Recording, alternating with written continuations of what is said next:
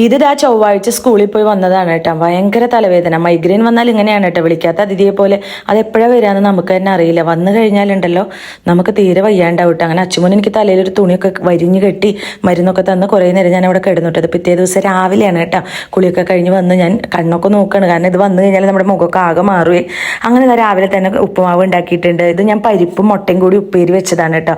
നല്ല ടേസ്റ്റാണ് കേട്ടോ. അപ്പോൾ അതൊക്കെ കഴിഞ്ഞപ്പോൾ എനിക്ക് തോന്നി നമ്മൾ കുറേ നാൾ മുമ്പ് എക്സിബിഷനിൽ പോയപ്പോൾ കുറച്ച് ഗ്ലാസ്സുകൾ ഒക്കെ വാങ്ങിച്ചിരുന്നു.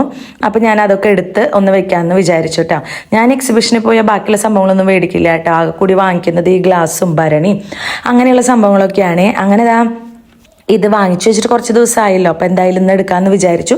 പിന്നെ വാങ്ങിച്ചതൊക്കെ നമ്മൾ ഉപയോഗിക്കുക തന്നെ ചെയ്യും കേട്ടോ. കാരണം നല്ല സാധനങ്ങളിലൊക്കെ നമ്മൾ ഉപയോഗിക്കണ്ടേ.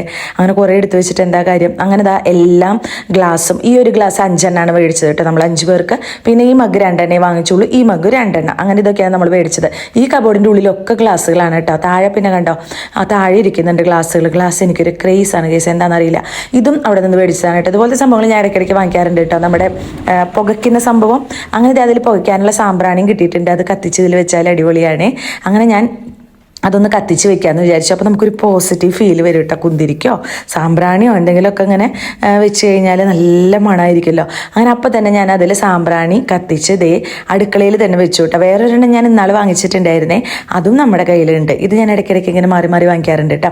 അങ്ങനെ എടുത്തു വെച്ച ഗ്ലാസ്സുകളൊക്കെ നന്നായിട്ടൊന്ന് കഴുകി ഉണങ്ങാനായിട്ട് കമിഴ്ത്തി വെച്ചിട്ടുണ്ട് കേട്ടോ. ഇനി നമുക്കത് എടുത്ത് ഇങ്ങോട്ട് വെക്കേ. അങ്ങനെ ഇവിടെ ഇരിക്കുന്ന ഗ്ലാസ്സുകളൊക്കെ ഒന്ന് അറേഞ്ച് ചെയ്ത് നമ്മൾ കഴുകി വെച്ചിരിക്കുന്ന എല്ലാ മഗ്ഗും ഗ്ലാസ്സുകളും ഒക്കെ എടുത്ത് ഇവിടെ ഭംഗിയിൽ വെച്ചിട്ടുണ്ട് കേട്ടോ.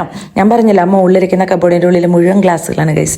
അങ്ങനെ ഇവിടെ നമ്മൾക്ക് ഞാൻ നോക്കിയപ്പോൾ അടുക്കളയിലിരിക്കുന്ന ചെടിയും നിറയെ പൊടി അതൊക്കെ തുടച്ചെടുത്തു.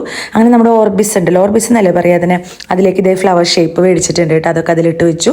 ഇനി നമുക്ക് ചായ കുടിക്കാം. ചായ കുടിക്കുമ്പോഴാണ് കറണ്ട് പോയത് കേട്ടോ. അപ്പോൾ ഈ പുകഞ്ഞുകൊണ്ടിരിക്കുന്നത് നമ്മുടെ സാമ്പ്രാണിയാണ്. നല്ല ഭംഗിയില്ലേ കാണാൻ.